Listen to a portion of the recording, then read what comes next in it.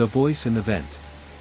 Every night at 2:11 a.m., Alex heard a soft whisper coming from the air vent above his bed. It wasn't loud, just barely enough to make out. It said, "I'm getting closer." He thought it was his mind playing tricks on him, or maybe the old HVAC system acting up. But every night, the voice came again. Same time. Same words. One night, curious, and a little brave, he climbed onto his dresser and looked into the vent with a flashlight. Nothing. Then, the next night, the whisper changed.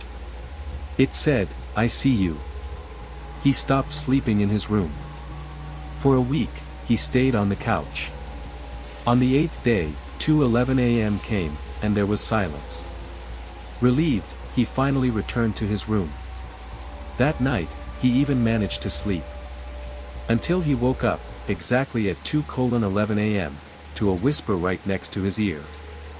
"I'm here."